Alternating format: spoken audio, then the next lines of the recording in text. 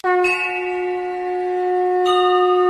गणेशाय नमः। जय सिया राम भक्तजनों, स्वागत है आप सभी का श्री रामचरितमानस के 5वें दिन की कथा में। चौथे दिन की कथा में हमने प्रतापपानु राजा की कथा कही है। उसी अनुसार उन्होंने ब्राह्मणों को भोजन कराया और ब्राह्मणों का श्राप। तब ब्राह्मण क्रोध सहित बोल उठे। उन्होंने कुछ भी विचार नहीं किया। अरे मूर्ख राजा, तू जाकर परिवार सहित राक्षस हो। हे नीच क्षत्रिय, तूने तो परिवार सहित ब्राह्मणों को बुलाकर उन्हें नष्ट करना चाहा था। ईश्वर ने हमारे धर्म की रक्षा की है, अब तू परिवार सहित नष्ट होगा। 1 वर्ष भीतर तेरा नाश हो जाए, तेरे कुल में कोई पानी देने वाला तक ना रहेगा। शाप सुनकर राजा डर के मारे अंतित व्याकुल हो गया। फिर सुंदर आकाशवाणी हुई, हे ब्राह्मणों, तुमने विचार कर शाप नहीं दिया। राजा ने कुछ भी अपराध नहीं किया। आकाशवाणी सुनकर सब ब्राह्मण चकित हो गए। तब राजा वहां गया जहां भोजन बना था। देखा तो वहां ना भोजन था, न रसोईया ब्राह्मण ही था। तब राजा मन में अपार चिंता करता हुआ लौटा।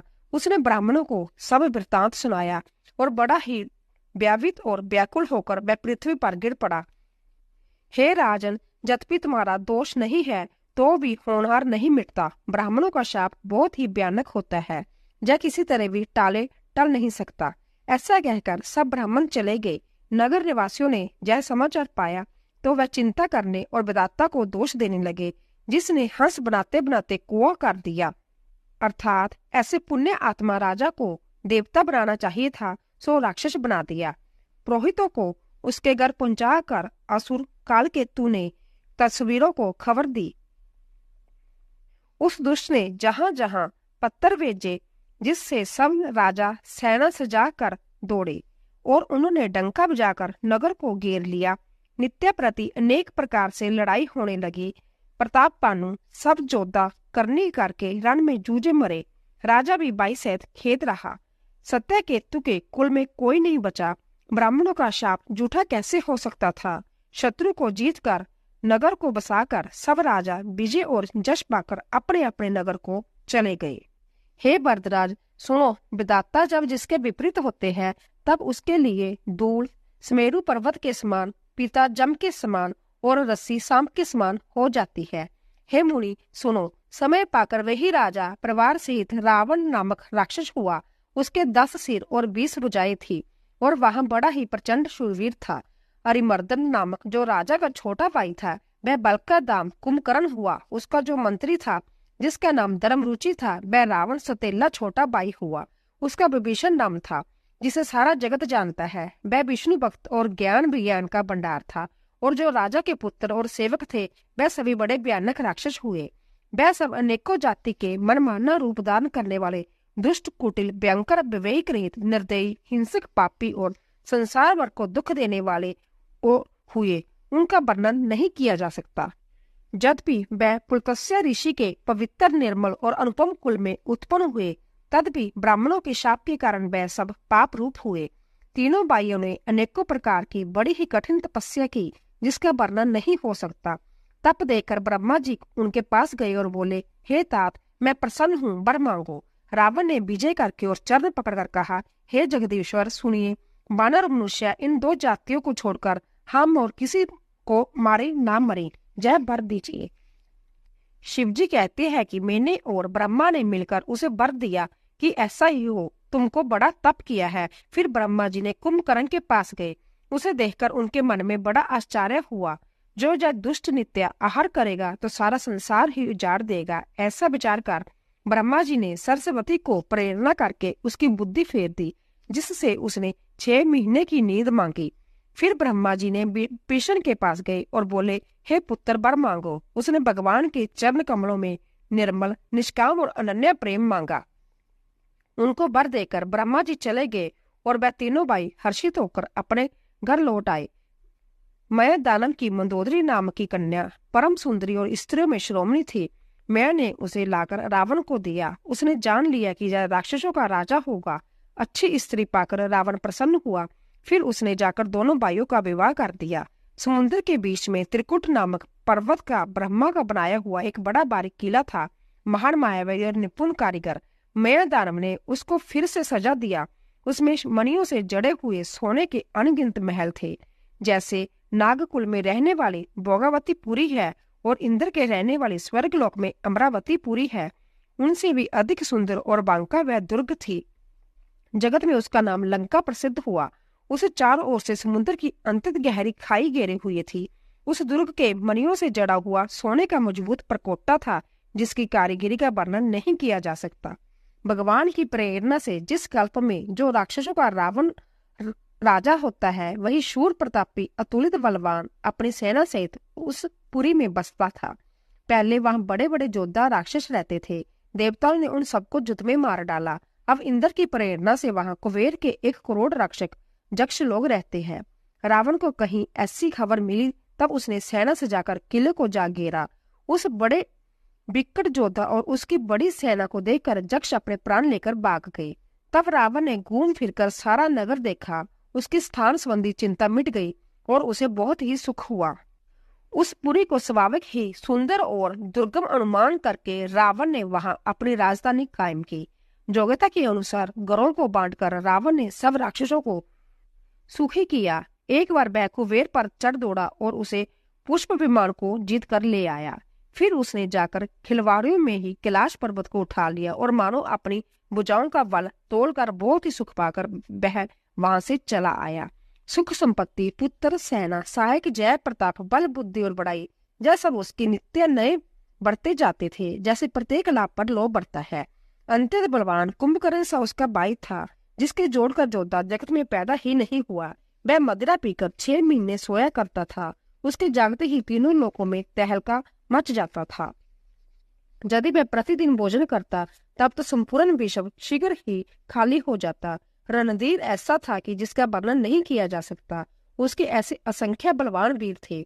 मेघनाथ रावण का बड़ा लड़का था, जिसका जगत के योद्धाओं में पहला नंबर था। रण में कोई भी उसका सामना नहीं कर सकता था। स्वर्ग में नित्य भगदड़ मची रहती थी।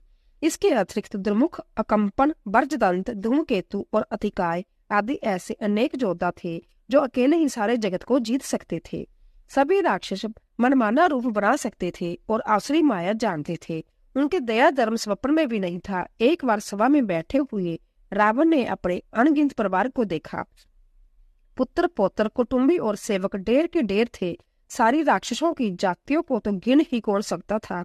अपनी सेना को देखकर स्वभाव से ही अभिमानी रावण क्रोध और गर्व में सनी हुई वाणी बोला, हे समस्त राक्षसों के दलों, सुनो, देवतागण हमारे शत्रु है।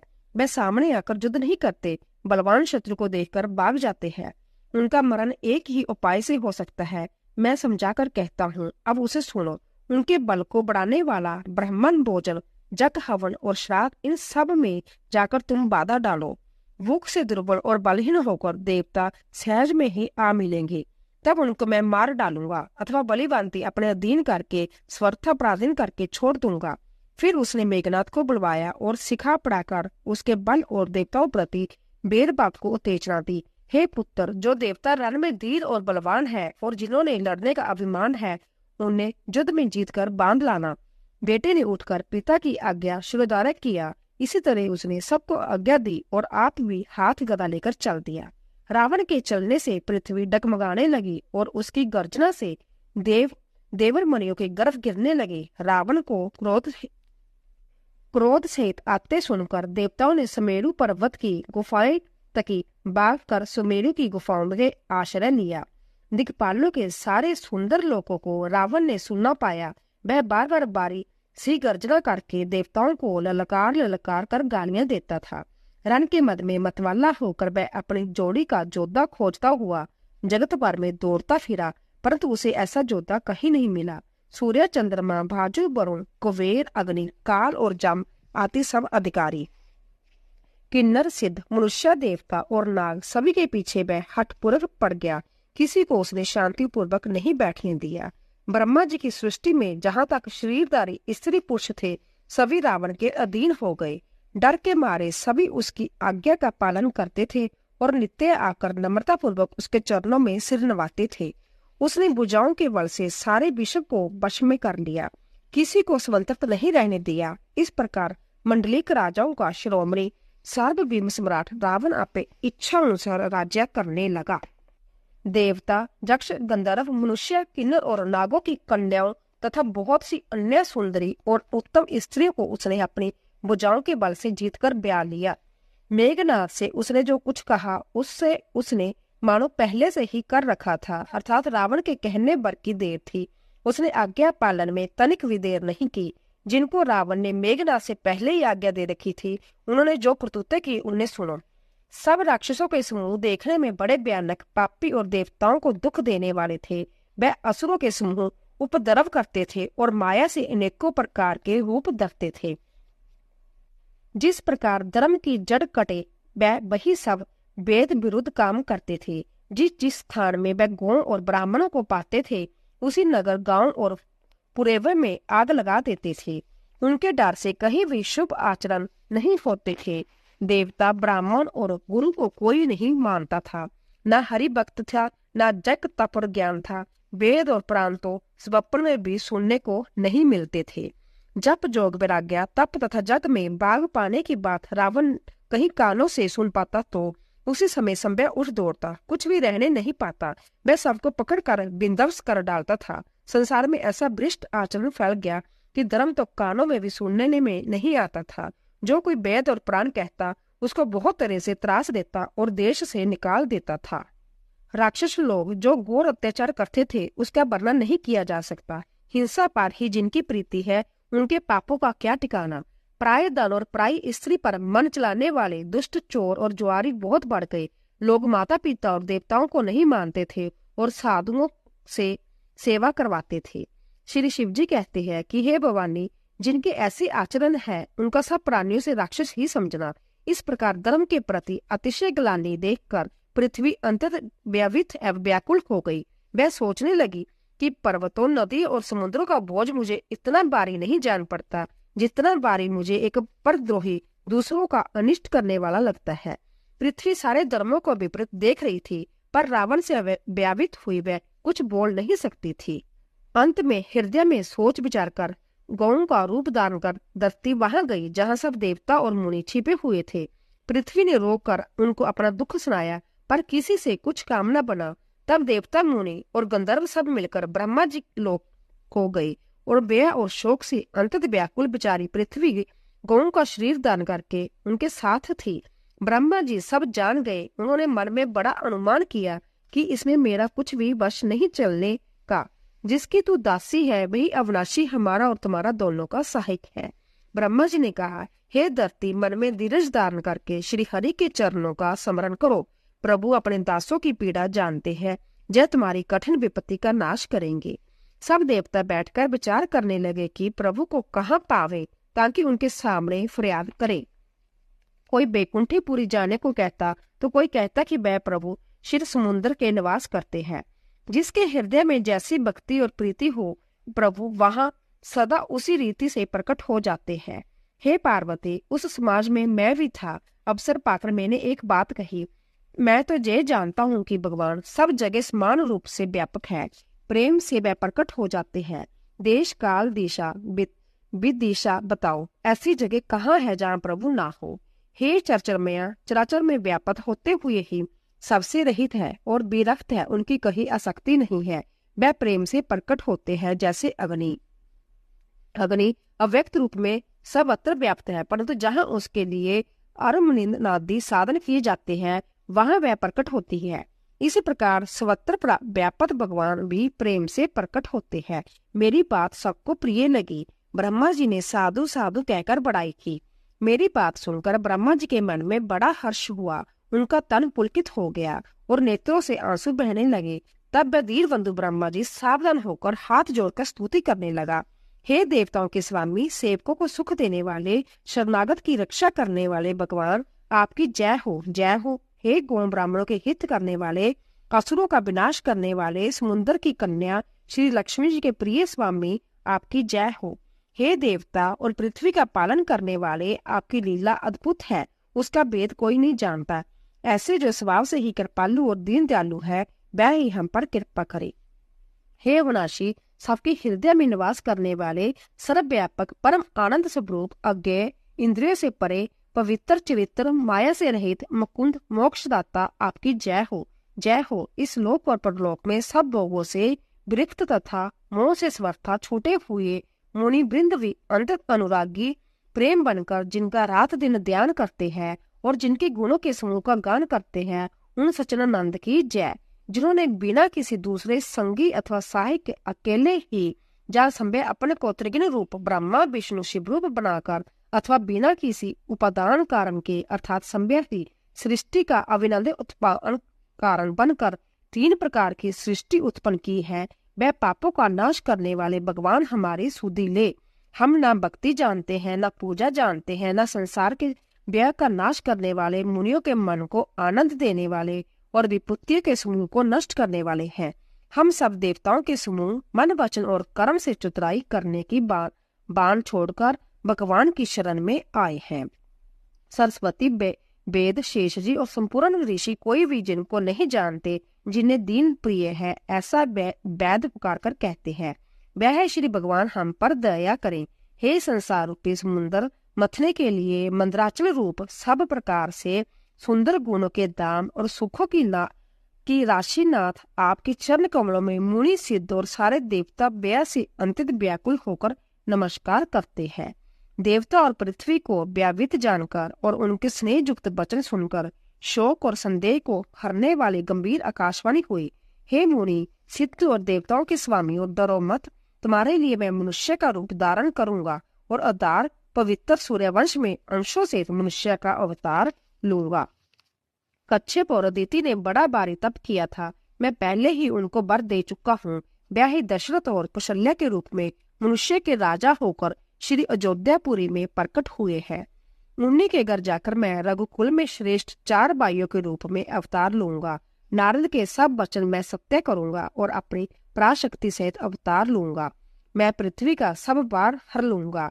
हे देववृंद, तुम निर्भय हो जाओ। आकाश में ब्रह्मा भगवान की वाणी को कान से सुनकर देवता तुरंत लौट गए। उनका हृदय शीतल हो गया। देवताओं की जय ही सिखाकर कि बानरों का शरीर दर दर कर तुम लोग पृथ्वी पर जाकर भगवान के चरणों की सेवा करो। ब्रह्मा जी अपने लोकों को चले गए। सब देवता अपने अपने लोक को गए। पृथ्वी सहित सबके मन को शांति मिली। ब्रह्मा जी ने जो कुछ आज्ञा दी उसमें देवता बहुत प्रसन्न हुए और उन्होंने वैसा करने में देर नहीं की। पृथ्वी पर उन्होंने बानर देह धारण की। उनमें अपार बल और प्रताप था। सभी शूरवीर थे। पर्वत, वृक्ष और नख ही उनके शस्त्र थे। वह दीर्घ बुद्धि वाले देवता भगवान के आने की राह देखने लगे। वह बानर पर्वतों और जंगलों में जहां तहां अपनी अपनी सुंदर सेना बनाकर भरपूर छा गए। जैसा सुंदर चरित्र मैंने कहा, अब वह चरित्र सुनो जिसे बीच में ही छोड़ दिया था। वधपुरी में रघुकुल श्रोमणी दशरथ नाम के राजा हुए, जिनका नाम वेदों में विख्यात है। वह धर्म धुरंधर गुणों के भंडार और ज्ञानी थे। उनके हृदय में श्राक धनुष धारण करने वाली भगवान की भक्ति थी और उनकी बुद्धि भी उन्हीं में लग रही थी। उनकी कौशल्या आदि प्रिय रानियां सभी पवित्र आचरण वाली थी। वह बड़ी बनीत और पति के अनुकूल चलने वाली थी और श्री हरि के चरण कमलों में उनका दृढ़ प्रेम था। एक बार राजा के मन में बड़ी गलानी हुई कि मेरे पुत्र नहीं है। राजा तुरंत ही गुरु के घर गए और चरणों में प्रणाम कर बहुत विनय की। राजा ने अपना सारा दुख सुख गुरु को सुनाया। गुरु वशिष्ठ जी ने उन्हें बहुत प्रकार से समझाया और कहा, धीरज धरो, तुम्हारे 4 पुत्र होंगे जो तीनों लोकों में प्रसिद्ध और भक्तों के व्यय को हरने वाले होंगे। वशिष्ठ जी ने श्रृंगी ऋषि को बुलाया और उनसे शुभ पुत्र का मेष्टि यज्ञ करवाया। मुनि के भक्ति सहित आहुतियां देने पर अग्निदेव हाथ में चरु लिए प्रकट हुए और दशरथ से बोले, वशिष्ठ ने अपने हृदय से जो कुछ विचारा था, तुम्हारा वह सब काम सिद्ध हो गया। हे राजन, अब तुम जाकर इस हवश्य अन्न पायस को जिसको जैसा उचित है वैसा भाग बनाकर बांट दो। तदंतर अग्निदेव सारी सभा को समझाकर अंतर्धान हो गए। राजा परमानंद में मगन हो गए। उनके हृदय में हर्ष समाप्ता न था। उसी समय राजा ने अपनी प्यारी पत्नियों को बुलाया। कौशल्या आदि सब रानियां वहां चली आई। राजा ने खीर का आधा भाग कौशल्या को दिया और शेष आधे के 2 भाग कर दिए। वह उनमें से 1 भाग राजा ने ककई को दिया। शेष जो बच रहा उसे फिर 2 भाग हुए और राजा ने उनको कौशल्या और ककई के हाथ पर रखकर अर्थात उनकी अनुमति लेकर और इस प्रकार उनका मन प्रसन्न करके सुमित्रा को दे दिया। इस प्रकार सब स्त्रियां गर्भवती हुई। वह हृदय में बहुत हर्षित हुई उन्हें बड़ा सुख मिला। जिस दिन में से श्री हरि लीला से गर्भ में आए, सब लोगों में सुख और संपत्ति छा गई। शोभाशील और तेज की खान बनी हुई सब रानियां महल में सुशोभित हुई। इस प्रकार कुछ समय सुखपूर्वक बीता और वह अवसर आ गया जिसमें प्रभु को प्रकट होना था। जोग, लगन, ग्रह, बार और तिथि सभी अनुकूल हो गए। जड़ और चेतन सब हर्ष बढ़ गए, क्योंकि श्री राम का जन्म सुख का मूल है। पवित्र चैत्र का महीना था। नौमी तिथि थी। शुक्ल पक्ष और भगवान का प्रिय अभिजीत मुहूर्त था। दोपहर का समय था। न बहुत सर्दी थी न धूप थी। वह पवित्र समय सब लोगों का शांति देने वाला था। शीतल मंद और सुगंधित पवन बह रही थी। देवता हर्षित थे और संतों की मन में बड़ा चाव था। वन फूले हुए थे। पर्वतों समूह मणियों से जगमगा रहे थे और सारी नदियां अमृत की धार बह रही थीं। जब ब्रह्मा जी भगवान के प्रकट होने का अवसर जाना, तब उनके समेत सारे देवता विमान सजा सजा कर चले। निर्मल आकाश देवताओं के समूह से भर गया। गंधर्वों के दल गुणों का गान करने लगा और सुंदर अंजलियों में सजाकर पुष्प बरसाने लगे। आकाश में गमागम नगाड़े बजने लगे। नाग, मुनि और देवता स्तुति करने लगे और बहुत प्रकाश अपनी अपनी उपहार भेंट करने लगे। देवताओं के समूह विनती करके अपने अपने लोक में जा पहुंचे। समस्त लोगों को शांति देने वाले जगहदार प्रभु प्रकट हो गए। दिनों पर दया करने वाले कौशल्या जी के हितकारी कृपालु प्रभु प्रकट हुए।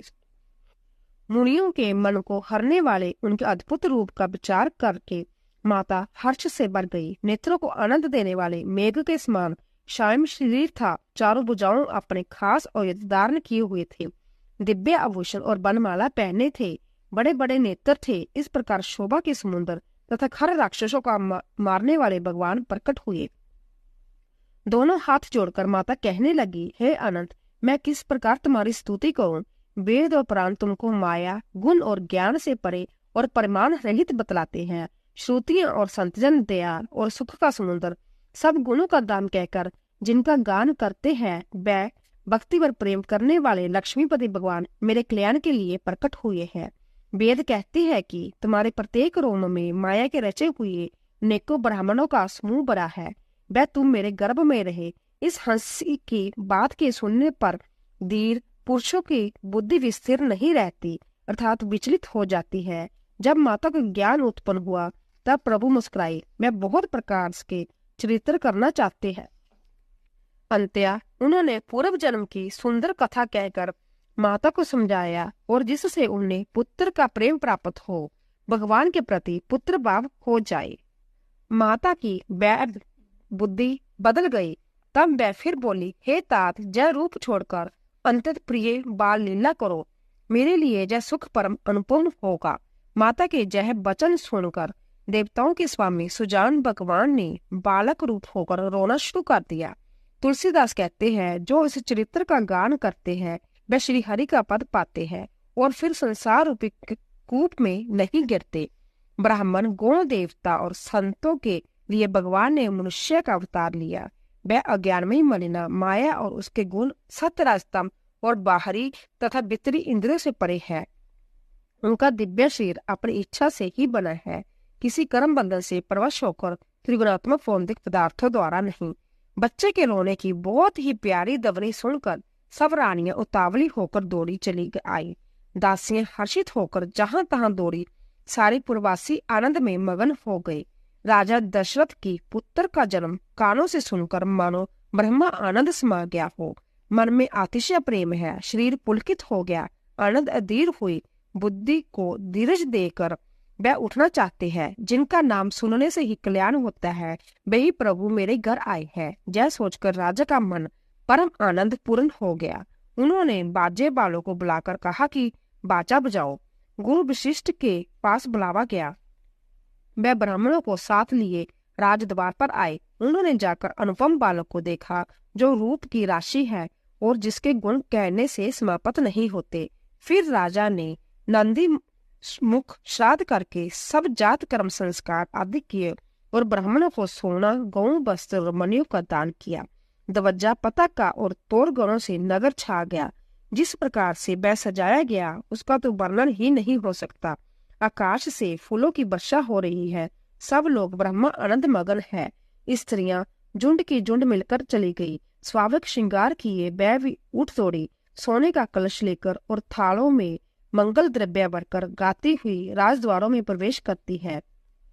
वह आरती करके निशावर करती है और बार बार बच्चे के चरणों पर गिरती है। मागध सूत बंदीजन और गवे रघुकुल के स्वामी के पवित्र गुणों का गान करते हैं। राजा ने सब किसी को भरपूर दान दिया, जिसने पाया उसने भी नहीं रखा, लुटा दिया। नगर की सब गलियों के बीचों बीच में कस्तूरी, चंदन और केसर की कीच मच गई है। घर घर मंगल में बदावा बजने लगा, क्योंकि शोभा के मूल भगवान प्रकट हुए हैं। नगर के स्त्री पुरुषों के झुंड जहां तहां आनंद मगन हो रहे हैं। कक्कई और सुमित्रा इन दोनों में भी सुंदर पुत्रों को जन्म दिया। उस सुख संपत्ति, समय और समाज का वर्णन सरस्वती और सर्पों का राजा शेष भी नहीं कर सकते हैं। अवधपुरी इस प्रकार सुशोभित हो रही है, मानो रात्रि प्रभु से मिलने आई हो और सूर्य का देखकर मानो मन में सुकुचा गई हो, परंतु फिर भी मन में विचार कर मैं मानो संध्या बन गई हो। अगर की धूप का बहुत सा धुआं मानो अंधकार है और जो अवीर उड़ रहा है वह उसकी ललाई है। महलों में जो मणियों का समूह है वह मानो तारागण है। राजमहल का जो कलश है वही मानो श्रेष्ठ चंद्रमा है। राजभवन में जो अति कोमल वाणी से वेद ध्वनि हो रही है वही मानो समय से सनी हुई पक्षियों की चहचहाट है। जय कौतुक देखकर सूर्या भी अपनी चाल भूल गई। एक महीना उन्होंने जाता हुआ न जाना, उन्होंने एक महीना वही व्यतीत कर दिया। महीने भर का दिन हो गया, इस रहस्य को कोई नहीं जानता। सूर्य अपने रथ से तो वही रुक गए, फिर रात किस तरह होती यह रहस्य किसी ने नहीं जाना। सूर्यदेव भगवान श्री राम जी का गुणगान करते हुए चले। यह महोत्सव देखकर देवता, मुनि और नाग अपने भाग्य की सराहना करते हुए अपने अपने घर चले। हे पार्वती, तुम्हारी बुद्धि बहुत दृढ़ है, इसीलिए मैं और भी अपनी एक चोरी की बात कहता हूँ, सुनो। काकभुशुंडी और मैं दोनों वहां साथ साथ थे, परंतु मनुष्य रूप में होने के कारण हमें कोई जान न सका। परम आनंद और प्रेम के सुख से फूले हुए हम दोनों मगन मन से गलियों में तन मन की सुधि भूले हुए फिरते थे, परंतु यह शुभ चरित्र वही जान सकता है जिस पर श्री राम जी की कृपा हो। उस अवसर पर जो जिस प्रकार आया और जिसके मन को जो अच्छा लगा, राजा ने उसे वही दिया। हाथी, रथ, घोड़े, सोना, गोए, हीरे और बांति बांति के वस्त्र राजा ने दिए। राजा ने सबके मन को संतुष्ट किया। इसी से सब लोग जहां तहां आशीर्वाद दे रहे थे कि तुलसीदास के स्वामी सब पुत्र चारों राजकुमार चिरंजीव अर्थात दीर्घायु हो। इस प्रकार कुछ दिन बीत गए। दिन और रात जाते हुए जान नहीं पड़ते। तब नामकरण संस्कार का समय जानकर राजा ने ज्ञानी मुनि श्री वशिष्ठ जी को बुलावा भेजा। मुनि की पूजा करके राजा ने कहा, हे मुनि, अपने मन में जो विचार रखे हो वह नाम रखिए। मुनि ने कहा, हे राजन, इनके अनेक अनुपम नाम है, फिर भी मैं अपनी बुद्धि के अनुसार कहूंगा। जय जो आनंद के समुद्र और सुख की राशि है, जिस आनंद सिंधु के एक कण से तीनों लोग सुखी होते हैं, उनका नाम राम है। जो सुख का भवन और संपूर्ण लोगों को शांति देने वाले हैं, जो संसार का वर्ण पोषण करते हैं, उनका नाम भरत होगा। जिनके स्मरण मात्र से शत्रु का नाश होता है, उनका वेदों में प्रसिद्ध शत्रु नाम है। जो शुभ लक्षणों का के दाम श्री राम जी के प्यारे और सारे जगत के आधार है, गुरु वशिष्ठ जी ने उनका नाम लक्ष्मण ऐसा श्रेष्ठ नाम रखा। गुरु जी ने हृदय विचार कर जय नाम रखे। हे राजन, तुम्हारे चारों पुत्र वेदों तत्व है, जो मुनियों के धन भक्तों के सरसब और शिव जी के प्राण है। उन्होंने इस समय तुम लोगों को प्रेम वश बाल लीलाओं के रस में सुख माना है। बचपन से ही श्री रामचंद्र जी को अपना परम हितैषी स्वामी जानकर लक्ष्मण जी ने उनके चरणों में प्रीति जोड़ ली है। भरत और शत्रुघ्न दोनों भाइयों में स्वामी और सेवक की जिस प्रीति की प्रशंसा है, वैसी प्रीति हो गई है। दोनों सुंदर जोड़ियों की शोभा को देखकर माताएं तृण तोड़ती है, जिससे दीठ न लग जाए। जो तो चारों ही पुत्र शील, रूप और गुणों के दाम है, तो भी सुख के समुद्र श्री रामचंद्र जी सबसे अधिक है। उनके हृदय में कृपा रूपी चंद्रमा प्रकाशित है। उनकी मन को हरने वाली हंसी उसकी किरणों को सूचित करती है। कभी गोद में लेकर और कभी उत्तम पालने में माता प्यारे ललना कहकर दुलार करती है। जो सर्वव्यापक, निरंजन, माया रहित, निर्गुण, विनोद रहित और आत्मा अजन्मा ब्रह्म है, वही प्रेम और भक्ति के वश कौशल्या जी की गोद में खेल रहे हैं। उनके नील कमल और गंभीर मेघ के समान श्याम शरीर में करोड़ों कामदेव की शोभा है। लाल लाल चरण कमलों के नखों की ज्योति ऐसी मालूम होती है जैसे कमल के पत्तों पर मोती स्थिर हो गई हो। चरण लतों में बज्र, दवज्जा और अंकुश के चिन्ह शोभित है।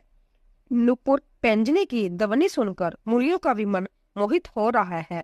कमर में करदनी और पेट पर 3 रेखाएं त्रिवली है। नाभि के गंभीरता को तो वे ही जानते हैं जिन्होंने उसे देखा है। बहुत सी आभूषण से सुशोभित विशाल भुजाएं हैं। हृदय पर बाघ के नख की बहुत ही निराली छटा है। छाती पर रत्नों से युक्त मणियों के हार की शोभा और ब्राह्मण के चरण चिन्ह को देखते ही मन लुभा जाता है। कंठ शंख के समान उतार चढ़ाव वाला 3 रेखाओं से सुशोभित है और ठोड़ी बहुत ही सुंदर है। मुख पर असंख्य कामदेवों की छटा छा रही है। दो सुंदर दतुलियां है।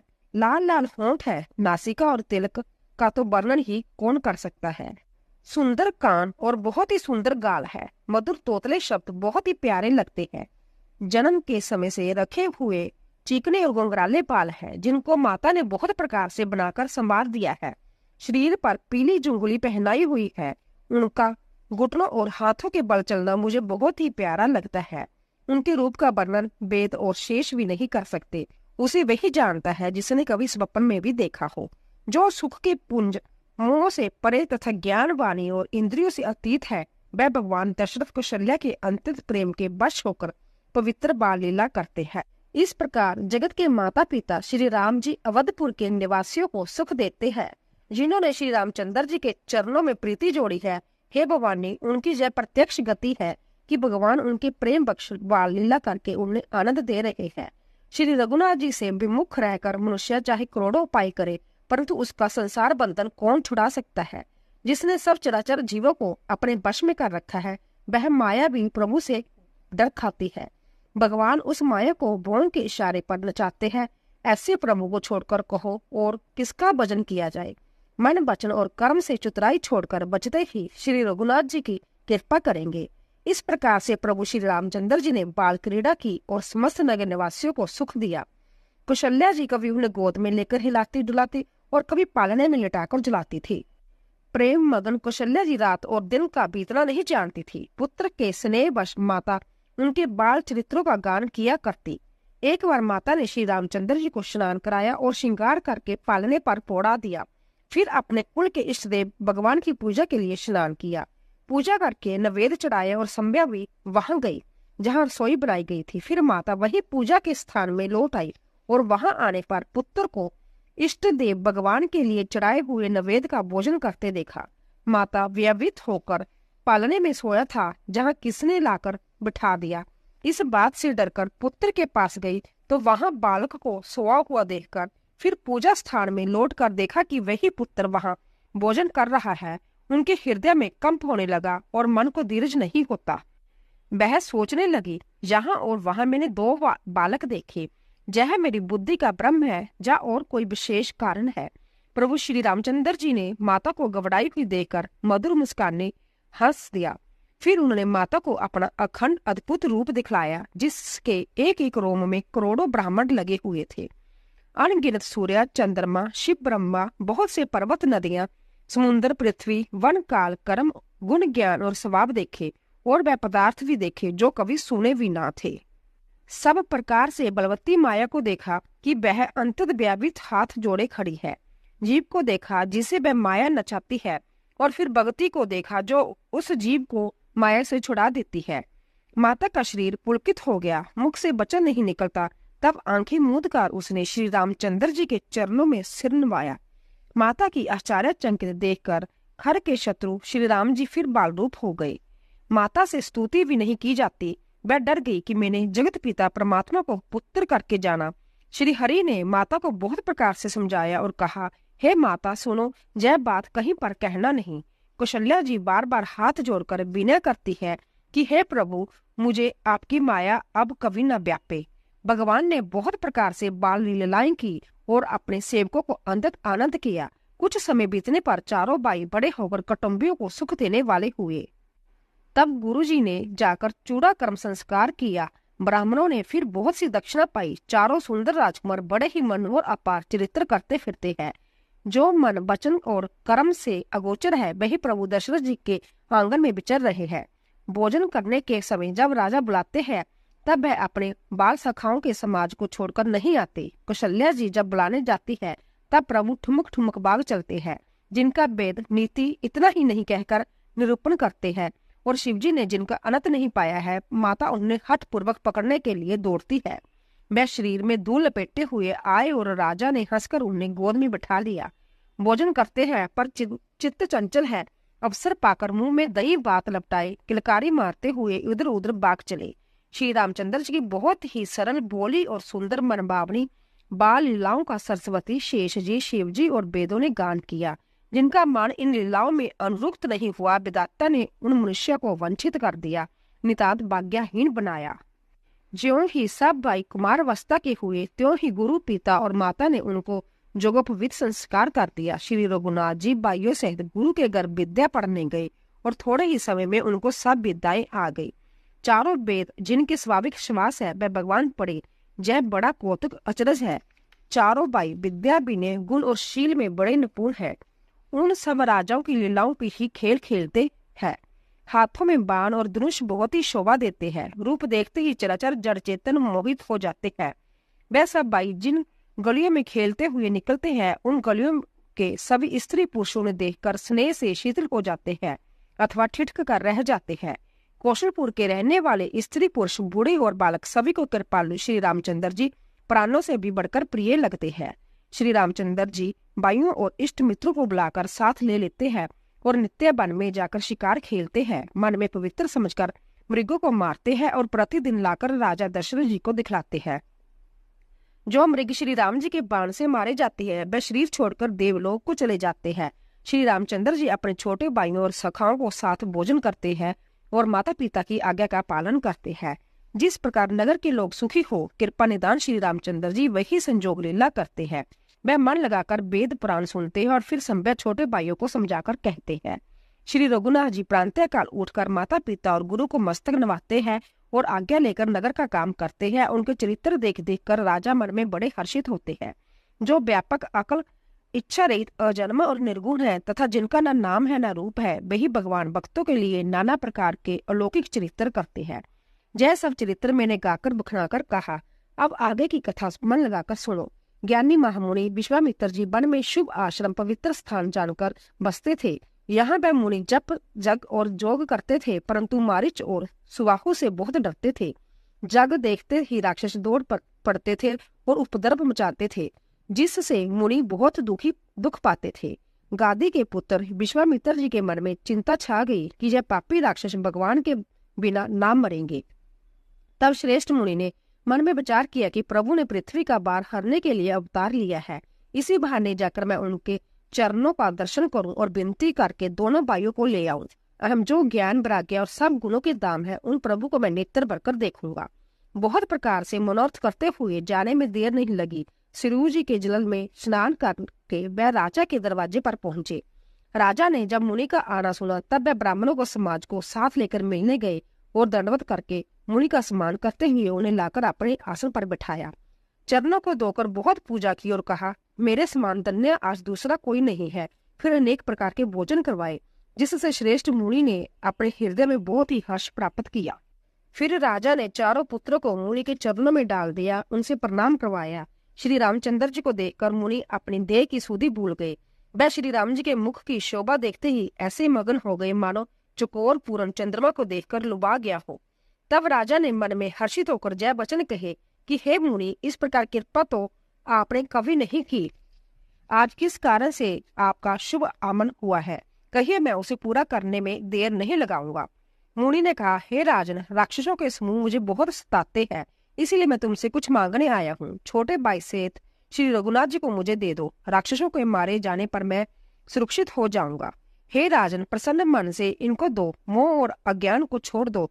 हे स्वामी, इससे तुमको धर्म और सुयश की प्राप्ति होगी और इनका परम कल्याण होगा। इस अंतत अप्रिय वाणी को सुनकर राजा का हृदय कांप उठा और उनके मुख की कांति फीकी पड़ गई। उन्होंने कहा, हे ब्राह्मण, मैंने चौथे पल में 4 पुत्र पाए हैं, अपने विचार कर बात नहीं कही। हे मुनि, आप पृथ्वी, गौ, धन और खजाना मांग लीजिए, मैं आज बड़े हर्ष के साथ अपना सब दे दूंगा। देह और प्राण से अधिक प्यारा कुछ भी नहीं होता। मैं उसे भी एक पल में दे दूंगा। सभी पुत्र मुझे प्राण के समान प्यारे हैं। उनमें भी हे प्रभु राम को तो किसी प्रकार भी नहीं देते नहीं बनता। कहाँ अंततः डरावने और क्रूर राक्षस और कहाँ परम किशोर अवस्था के बिल्कुल सुकुमार मेरे सुंदर पुत्र। प्रेम के रस में सनी हुई राजा की वाणी सुनकर ज्ञानी मुनि विश्वामित्र जी ने हृदय में बड़ा हर्ष माना। तब वशिष्ठ जी ने राजा को बहुत प्रकार से समझाया, जिससे राजा का संदेश नाश को प्राप्त हुआ।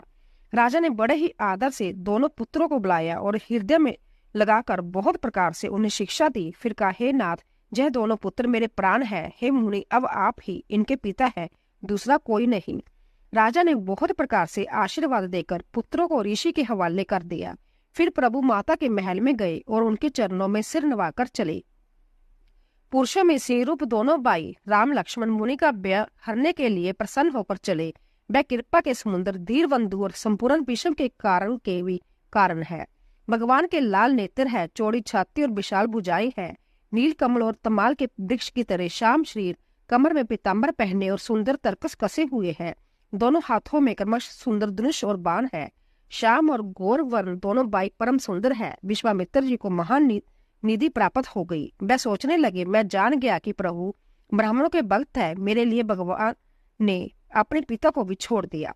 मार्ग में चले जाते हुए मुनि ने ताड़का को दिखलाया। शब्द सुनते ही वह क्रोध करके दौड़ी।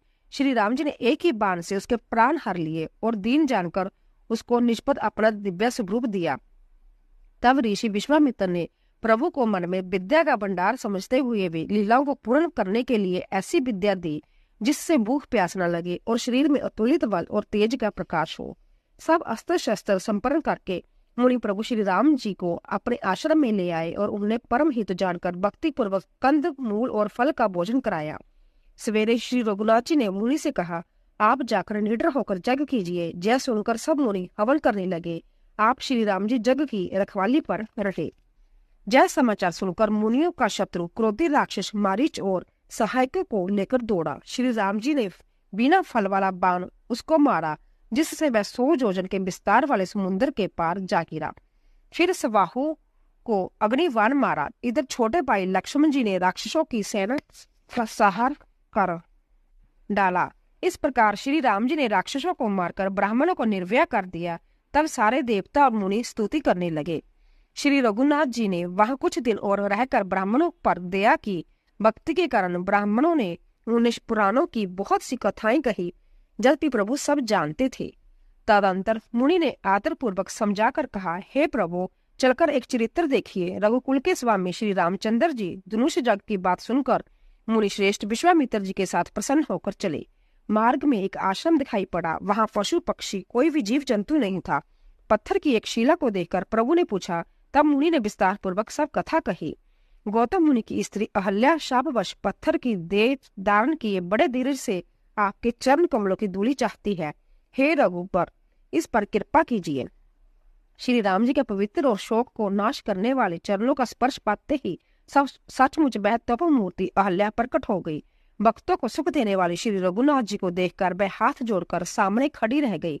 अंततः प्रेम के कारण वह अधीर हो गई। उसका शरीर पुलकित हो उठा। मुख से वचन कहने में नहीं आते। वह अंततः बड़वाग्नि अहल्या प्रभु के चरणों से लिपट गई और उसके दोनों नेत्रों से जल प्रेम और आनंद आंसुओं की धारा बहने लगी। फिर उसने मन में धीरज धरकर प्रभु को पहचाना और श्री रघुनाथ जी कृपा से भक्ति प्राप्त की। तब अंततः निर्मल वाणी से उसने इस प्रकार स्तुति प्रारंभ की। हे ज्ञान से जानने योग्य श्री रघुनाथ जी, आपकी जय हो। मैं अपवित्र स्त्री हूँ और हे प्रभु, आप जगत को पवित्र करने वाले हो, भक्तों को सुख देने वाले और रावण के शत्रु हो। हे कमल नयन, हे संसार के व्यय से छुड़ाने वाले, मैं आपकी शरण आई हूँ। मेरी रक्षा कीजिए, रक्षा कीजिए। मुनि ने जो मुझे शाप दिया था सो बहुत ही अच्छा किया। मैं उसे अंत्यत अनुग्रह मानती हूँ कि जिसके कारण मैंने संसार से छुड़ाने वाले श्री हरि को अपने नेत्र भरकर देखा। इसी आपके दर्शन को शंकर जी सबसे बड़ा लाभ समझते हैं। हे प्रभु, मैं बुद्धि बड़ी बोली है। मेरी एक बेनती है, हे नाथ, मैं और कोई वर नहीं मांगती, केवल ये ही चाहती हूँ कि मेरा मन रूपी बोरा आपके चरण कमल की रज के प्रेम रूपी रस का सदा पान करता रहे।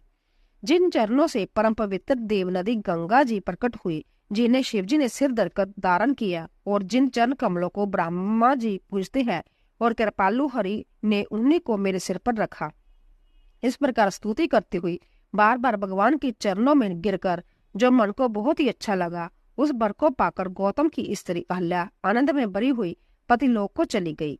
प्रभु श्री रामचंद्र जी के ऐसे दीन बंधु और बिना ही कारण दया करने वाले हैं।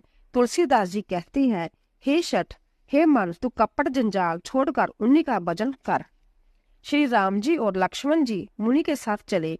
वह वहां गए जहाँ जगत के पवित्र करने वाली गंगा जी है। महाराज गादी के पुत्र विश्वामित्र जी ने वह सब कथा कह सुनाई जिस प्रकार देव नदी गंगा जी पृथ्वी पर आई थी। तब प्रभु ने ऋषियों सहित गंगा जी में स्नान किया। ब्राह्मणों ने बांति बांति के दान पाए। फिर मुनि वृद्ध के साथ वह प्रसन्न होकर चले और शीघ्र जनकपुर के निकट पहुंच गए। श्री राम जी ने जब जनकपुर की शोभा देखी तब वह छोटे भाई लक्ष्मण सहित अत्यंत हर्षित हुए। वहां अनेकों बावलियां, कुएं, नदी और तालाब थे जिनमें अमृत के समान जल है और मणियों की सीढ़ियां बनी हुई थी। मकरंद रस से मतवाले होकर बोरे सुंदर गुजार कर रहे थे। रंग बिरंगे बहुत से पंछी मधुर शब्द कह रहे थे। रंग रंग के कमल खिले हैं। सदा सब ऋतुओं में सुख देने वाला शीतल मंद सुगंध पवन बह रहा है। पुष्प वाटिका, फुलवारी बाग और वन जिनमें बहुत से पक्षियों का निवास है, फूलते फलते और सुंदर पत्तों से लदे हुए नगर के चारों ओर सुशोभित है। नगरी की सुंदरता का वर्णन करते नहीं बनता। मन जहाँ जाता है वहीं लुभा जाता है। सुंदर बाजार है, मणियों से बने हुए विचित्र दर्जे है, मानो ब्रह्मा ने उन्हें अपने हाथों से बनाया है। कुबेर के समान श्रेष्ठ धनी व्यापारी सब प्रकार अनेक वस्तुओं लेकर दुकानों में बैठे हैं। सुंदर चौराहे और सुहावनी गलियां सदा सुगंध से सिंची रहती है। सबके घर मंगलमय है और उन पर चित्र कड़े हुए हैं जिन्हें मानो कामदेव रूपी चित्रकार ने अंकित किया है। नगर के सभी स्त्री पुरुष सुंदर, पवित्र, साधु स्वभाव वाले, धर्मात्मा, ज्ञानी और गुणवान हैं। जहाँ जनक जी का अत्यंत अनुपम निवास स्थान है, वहां के विलास को देखकर देवता भी स्तंभित हो जाते हैं। मनुष्य की तो बात ही क्या, राजमहल के परकोटे को देखकर चित्त चकित हो जाता है। ऐसा मालूम होता है मानो उसने समस्त लोगों की शोभा को रोक रखा है। उज्जवल महलों में अनेक प्रकार के सुंदर रीति से बने हुए मणिजटित सोने की जरी के पर्दे लगे हैं। सीता जी के रहने के सुंदर महल की शोभा वर्णन किया कि कैसे जा सकता है। राजमहल के सब दरवाजे फाटक सुंदर है जिनमें बर्जर के मजबूत अथवा हीरो के चमकते हुए किवाड़ लगे हैं। वहां मातहत राजाओं के नटों, माकदों और बाटों की भीड़ लगी रहती है। घोड़ों और हाथियों के लिए बहुत बड़ी बड़ी गुड़शाले और गजशालाएं बनी हुई है जो सब समय घोड़े, हाथी और रथों से बनी रहती है। बहुत से शूरवीर मंत्री और सेनापति है, उन सबके घर भी राजमहल से रिखे ही है। नगर के बाहर तालाब और नदी के निकट जहां तहां बहुत से राजलोग उतरे हुए हैं। वही आमों का एक अनमोल बाग देखकर जहां सब प्रकार के सुविधे थे और जो सब तरह से सुहावना था, विश्वामित्र जी ने कहा, हे सुजान रघुवीर, मेरा मन कहता है कि यहीं रहा जाए। कृपा कदम श्री रामचंद्र जी बहुत अच्छा स्वामिन कहकर वहां मुनियों के समूह के साथ ठहर गए। मिथिलापति जनक जी को जब जब समाचार पाया कि महामुनि विश्वामित्र आए हैं, तब उन्होंने पवित्र हृदय से मंत्री, बहुत से योद्धा, श्रेष्ठ ब्राह्मण, गुरु और अपनी जाति के श्रेष्ठ लोगों के साथ लिया और इस प्रकार प्रसन्नता के साथ राजा मुनियों के स्वामी विश्वामित्र जी से मिलने गए। राजा ने मुनि के चरणों पर मस्तक रखकर प्रणाम किया। मुनियों के स्वामी विश्वामित्र जी ने प्रसन्न होकर आशीर्वाद दिया। फिर सारी ब्राह्मण मंडली आदर सहित प्रणाम किए और अपना बड़ा भाग्य जानकर राजा आनंदित हुए। बार बार कुशल प्रेषण करके विश्वामित्र जी ने राजा को बिठाया। उसी समय दोनों भाई आ पहुंचे जो फुलवाड़ी देखने गए थे। सुकुमार, किशोर अवस्था वाले, श्याम और गौर वर्ण के दोनों कुमार, नेत्रों को सुख देने वाले और सारे विश्व के चित्त को चुराने वाले हैं। जब रघुनाथ जी आए तब सभी उनके रूप एवं तेज से प्रभावित होकर उठकर खड़े हो गए। विश्वामित्र जी ने उनको अपने पास बिठा लिया। दोनों भाइयों को देखकर सभी सुखी हुए। सबके नेत्रों में जल भर आया। आनंद और प्रेम के आंसू उमड़ पड़े और शरीर रोमांचित हो उठे। राम जी की मधुर मनोहर मूर्ति को देखकर विशेष रूप से देह की सुधबुध रहित हो गए। मन को प्रेम में मगन जान राजा जनक ने विवेक का आश्रय लेते धीरज धारण किया और मुनि के चरणों में सिर नवाकर गदगद गंभीर वाणी से कहा, हे नाथ, कहिए, यह दोनों सुंदर बालक मुनि कुल के आभूषण है या किसी राजवंश के पालक, अथवा जिसका वेदों ने नेति कहकर गान किया है, कहीं वह ब्रह्मा तो जुगल रूप धरकर नहीं आया। मेरा मन जो स्वभाव से ही वैराग्य रूप है, इन्हें देखकर इस तरह मुग्ध हो रहा है जैसे चंद्रमा को देखकर चकोर। हे प्रभु, इसीलिए मैं आपसे सत्या बाप से पूछता हूँ कि हे नाथ बताइए, छिपाव ना कीजिए। इनको देखते ही अंतत प्रेम के वश होकर मेरे मन में जबरदस्ती ब्रह्मा सुख का त्याग दिया है। मुनि ने हंसकर कहा, हे राजन, आपने ठीक कहा, आपका वचन मिथ्या नहीं हो सकता। जगत में जहाँ तक जितने भी प्राणी हैं, यह सभी को प्रिय है। मुनि की वाणी सुनकर श्री राम जी मन ही मन मुस्कुराते हैं, हंसकर मानो संकेत करते हैं कि रहस्य खोले नहीं। तब मुनि ने कहा, जय रघुकुल मणि महाराज दशरथ के पुत्र है, मेरे हित के लिए राजा ने इन्हें मेरे साथ भेजा है। जय राम और लक्ष्मण दोनों श्रेष्ठ भाई, रूपशील और बल के दाम है। सारा जगत इस बात का साक्षी है कि इन्होंने युद्ध में असुरों को जीतकर मेरे जग की रक्षा की है। राजा ने कहा, हे मुनि, आपके चरणों के दर्शन कर मैं अपना पुण्य प्रभाव कहीं नहीं सकता। जय सुंदर श्याम और गौर वर्ण के दोनों भाई आनंद को भी आनंद देने वाले हैं। इनकी आपस की प्रीति बड़ी पवित्र और सुहावनी है। वह मन को बहुत बाती है, पर वाणी से कही नहीं जा सकती। जनक जी आनंदित होकर कहते हैं, हे नाथ सुनिए, ब्रह्म और जीवन की तरह इनमें स्वाभाविक प्रेम है। राजा बार बार प्रभु को देखते हैं, दृष्टि वहां से हटना ही नहीं चाहती। प्रेम से शरीर पुलकित हो रहा है और हृदय में बड़ा उत्साह है। फिर मुनि की प्रशंसा करके और उनके चरणों में सिर नवाकर राजा उन्हें नगर लेवा चले। एक सुंदर महल जो सब समय सभी ऋतुओं में सुखदायक था, वहां राजा ने उन्हें ले जाकर ठहराया। तदंतर सब प्रकार से पूजा और सेवा करके राजा विदा मांगकर अपने घर गए। रघुकुल के शिरोमणि प्रभु श्री रामचंद्र जी ऋषियों के साथ भोजन और विश्राम करके भाई लक्ष्मण समेत बैठे। उस समय पहर भर दिन रह गया था। लक्ष्मण जी के हृदय में विशेष लालसा है कि जाकर जनकपुरी देख आवे, परंतु प्रभु श्री रामचंद्र जी का डर है और फिर मुनि से भी सुख चाहते थे, इसीलिए प्रकट में कुछ नहीं कहते, मन ही मन मुस्कुरा रहे हैं। अंतर्जामी श्री रामचंद्र जी ने छोटे भाई के मन की दशा जान ली। तब उनके हृदय में भक्त बत्सलता उमड़ आई। वह गुरु की आज्ञा पाकर बहुत ही विनय के साथ सुख चाहते हुए मुस्कुराकर बोले, हे नाथ, लक्ष्मण नगर देखना चाहते हैं, किंतु प्रभु आपके डर और संकोच के कारण स्पष्ट नहीं कहते। यदि आपकी आज्ञा पाऊं तो मैं इनको नगर दिखलाकर तुरंत ही वापस आ जाऊं। जय सुनकर मुनीश्वर विश्वामित्र प्रेम से वचन कहे, हे राम, तुम नीति की रक्षा कैसे न करोगे। ये तात तुम धर्म की मर्यादा पालन करने वाले और प्रेम के वशीभूत होकर सेवकों को सुख देने वाले हो। सुख के निदान दोनों भाई जाकर नगर देखाओ। अपने सुंदर मुख दिखलाकर सब के नेत्रों को सफल करो। सब लोगों के नेत्रों को सुख देने वाले दोनों भाई मुनि के चरण कमलों की वंदना करके बालकों के झुंड के अंतर शोभा देकर साथ लग गए। उनके नेत्र और मन लुभा गए। दोनों भाइयों के पीले रंग के वस्त्र हैं, कमर के दुपट्टों में तरकस बंधे हैं, हाथों में सुंदर धनुष बाण सुशोभित है। शरीर के अनुकूल अर्थात जिस पर जिस रंग का चंदन अधिक फवे, उस पर उसी रंग के सुंदर चंदन की खोर लगी है। सांवरे और गोरे रंग के मनोहर जोड़ी है।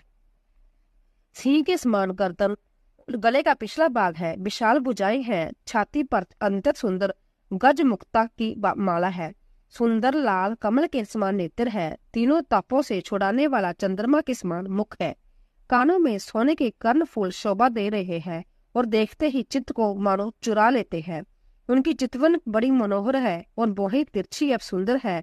तिलक की रेखाएं ऐसी सुंदर है मानो शोभा पर मोहर लगा दी जाए। सिर पर सुंदर चुकोनी टोपियां है, काले और घुंघराले बाल हैं। दोनों भाई नक से लेकर शिखा तक सुंदर है और सारी शोभा जहां जैसी चाहिए वैसी है। जब प्रवासियों ने जय समाचार पाया कि दोनों राजकुमार नगर देखने के लिए आए हैं, तब ऐसा गर्भबार और सब काम काज छोड़कर ऐसे दौड़े मानो धन का खजाना लूटे दौड़ी हो।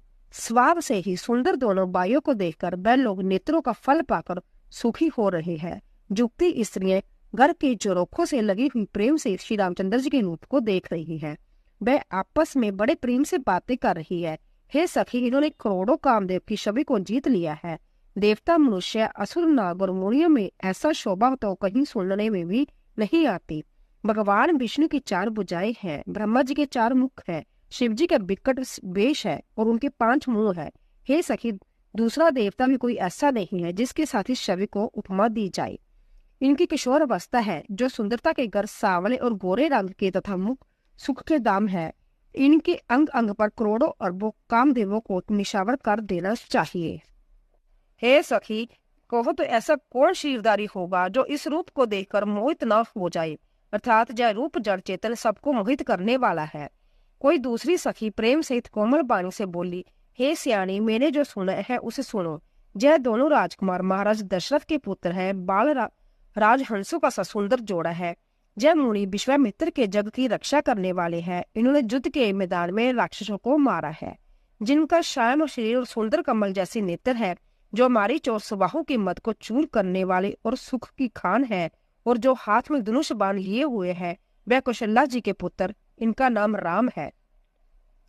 जिनका रंग गोरा और किशोर अवस्था है, और जो सुंदर वेश बनाए और हाथ में धनुष बाण लिए श्री राम जी के पीछे पीछे चल रहा है, वह इनके छोटे भाई है। उनका नाम लक्ष्मण है।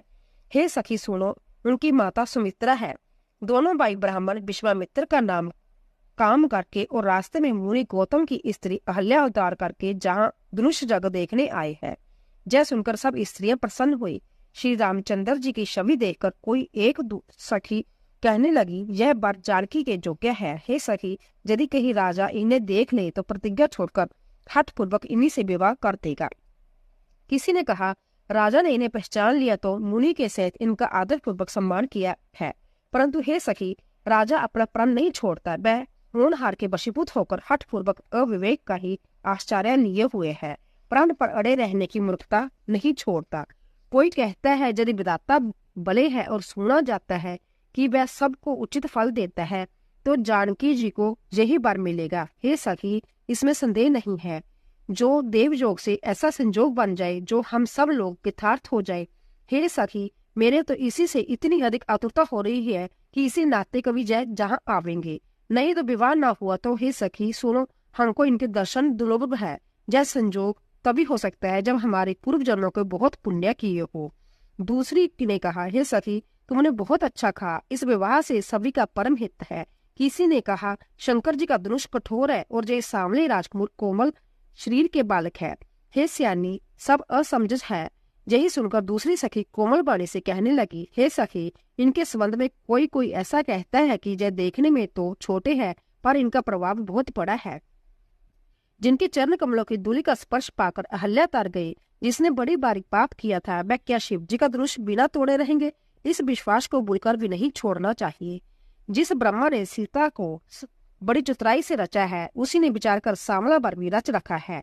उसके जय वचन सुनकर सब हर्षित हुई और कोमल बाणी से कहने लगी, ऐसा ही हो। सुंदर मुख और सुंदर नेत्रों वाली स्त्रियां समूह ही समूह हृदय में हर्षित होकर फूल बरसा रही है। जहाँ जहाँ दोनों भाई जाते हैं वहाँ परम आनंद छा जाता है। बोलो श्री रामचंद्र भगवान की जय। बोलिए बृहस्पति देव की जय। बृहस्पतिवार अर्थात गुरुवार की कहानी लेकर आए हैं, जिसे सुनने मात्र ही पुण्य फल की प्राप्ति होती है। कृपया वीडियो के अंत तक बने रहें। आइए शुरू करते हैं। बोलिए बृहस्पति देव की जय। बहुत समय पहले एक गांव में दो भाई बहन रहते थे। भाई मेहनत मजदूरी कर घर चलाता था और बहन बोली बाली सीधी सादी थी। वह बहुत धार्मिक प्रवृत्ति की थी और वह हर बृहस्पतिवार को बड़ी श्रद्धा भाव से व्रत किया करती थी। बहन का विश्वास था कि बृहस्पतिवार का व्रत करने से घर में सुख शांति और समृद्धि आती है और भगवान बृहस्पति संभे अपने भक्तों का कल्याण करते हैं। हर बृहस्पतिवार पूजा करने के बाद वह केले के पेड़ की आराधना करती, कथा सुनाती और व्रत पूर्ण होने पर भगवान को प्रणाम कर घर लौट आती। कहते हैं कि उसकी भक्ति से प्रसन्न होकर संभ्या बृहस्पति महाराज उसके घर आते और चांदी के कटोरे में 4 लड्डू देकर चले जाते। बहन वह लड्डू तो खा लेती, लेकिन कटोरे को कोठरी में सावधानी से रख देती थी। धीरे धीरे कोठरी में चांदी के कटोरों की भरमार हो गई और वह कोठरी मानो दीपक की तरह जगमगाने लगी। एक दिन बाई की पत्नी उसकी भाभी ने घर की कोठरी खोली तो वह चमक दमक देखकर चकित रह गई। उसने देखा कि वहां अनगिनत चांदी के कटोरे सजे हैं और उनकी चमक से कोठरी उजाले से भर गई है। भाभी के मन में ईर्ष्या और शक पैदा हो गया। वह तुरंत पड़ोसन के पास गई और बोली, अरे बहन, मेरी ननंद कहाँ से इतने चांदी के कटोरे लाती है? कोठरी तो जैसे खजाने का भंडार बन गई है। पड़ोसन ने मुस्कुराते हुए कहा, अरे जय तो अपने पति से पूछ, वही जाने। भाभी ने नाराज होकर कहा, मेरा पति तो मेरी बात ही नहीं सुनता है। पड़ोसन ने सलाह दी, तो ऐसा कर, खाने में दाल का चमचा बात में और बात का चमचा दाल में डाल दे, तब तेरा पति ध्यान देगा। दूसरे दिन भाभी ने वैसा ही किया। जब बाई खाने बैठा तो उसने देखा कि दाल और बात दोनों गड़बड़ है। वह गुस्से से बोला, अरे तेरा दिमाग खराब हो गया क्या? दिमाग मेरा नहीं, तुम्हारी बहन का खराब हुआ है। पता नहीं कहाँ से चांदी के कटोरे लाकर कोठरी भर दी है। पूरे घर में बस उसी का सामान चमक रहा है। मैं कहती हूँ इसे घर से निकाल दो। बाई को शक हुआ और वह बहन के पास जाकर बोला, चल बहन, तुझे मामा के घर छोड़ आऊं। लेकिन बहन समझ गई कि बात कुछ और है। मैं शांत स्वर से बोली, बाई, जहाँ केले का पेड़ हो और पास में मंदिर हो वही उतार देना। रास्ते में वह एक जंगल से गुजरे जहाँ सचमुच एक प्राचीन मंदिर और केले का वृक्ष था। बाई ने वही बहन को उतार दिया। उस दिन बृहस्पतिवार था, इसीलिए बहन ने वहाँ केले के पेड़ की पूजा की, कथा कही और मानी मन भगवान बृहस्पति को याद किया। पूजा के बाद जैसे हर बार होता है, बृहस्पति महाराज प्रकट हुए। उनके हाथ में फिर चांदी का कटोरा और 4 लड्डू थे। लेकिन इस बार बाई पास ही झाड़ियों में छिपा जैसा देख रहा था। जैसे ही बृहस्पति महाराज जाने लगे, बाई दौड़कर उनके चरणों में गिर पड़ा और बोला, हे देव, मुझे भी आशीर्वाद दे। बृहस्पति ने कठोर स्वर से कहा, छोड़ पापी, जय तो सच्चे मन से व्रत करती है, इसीलिए मैं इसे आशीर्वाद स्वरूप चांदी का कटोरा देता हूँ और तू इसे कलंकित कर रहा है। बाई को अपनी गलती का एहसास हो गया। वह बहन से माफी मांगते हुए बोला, बहन, मैं तुझे घर वापस ले चलता हूँ। घर लौटने पर भाभी दरवाजे पर ही खड़ी थी। उसने ताना मारते हुए कहा, अरे इसे फिर ले आया। बाई ने सख्ती से कहा, अब इसे कुछ मत कहना। यह बृहस्पतिवार का व्रत करती है और संभव बृहस्पति महाराज इसे चांदी का कटोरा देकर जाते हैं। भाभी के मन में लालच जागा। उसने सोचा, मैं भी देखूं कि यह कैसे करती है पूजा और कैसे भगवान आकर कटोरा देते हैं। उसने पूरे पड़ोस में खबर फैला दी, कल सब अपने अपने बच्चे लेकर आना, मेरी ननंद बृहस्पति का व्रत करती है, सबको 4-4 लड्डू और चांदी का कटोरा मिलेगा। जब बहन को बात पता चली तो उसका मन घबराने लगा। वह सोचने लगी, हे प्रभु, आज इतने लोग आएंगे, अगर किसी को कुछ ना मिला तो मेरी लाज चली जाएगी। उसने एक पैर पर खड़े होकर प्रार्थना की, हे बृहस्पति महाराज, आज मेरी लाज रखना, आज मेरी लाज रखना, आज मेरी लाज रखना। 3 बार ऐसा कहने पर जैसे आकाश से तेज प्रकाश उतरा हो, बृहस्पति महाराज प्रकट हुए। उन्होंने न केवल बहन को बल्कि आए हुए हर व्यक्ति को 4-4 लड्डू और चांदी का कटोरा दिया। लोग खुशी खुशी अपने घर लौटे और भाभी को भी अपनी गलती और लालच का एहसास हो गया। इसके फलस्वरूप कहते हैं कि इसके बाद भाभी ने विश्रादा और बृहस्पतिवार का व्रत करना शुरू कर दिया और घर में हमेशा सुख शांति और समृद्धि बनी रही। हे बृहस्पति महाराज, जैसे आपने उस लड़की की लाज रखी, वैसे ही हम सबकी लाज और सम्मान की रक्षा करना। बोलिए बृहस्पति देव की जय। तो दोस्तों, आशा करती हूँ कि आपको हमारी कहानी अवश्य पसंद आई होगी। प्लीज जाने से पहले चैनल को सब्सक्राइब कीजिए, लाइक कीजिए और ज्यादा से ज्यादा शेयर कीजिए। आप सभी का धन्यवाद।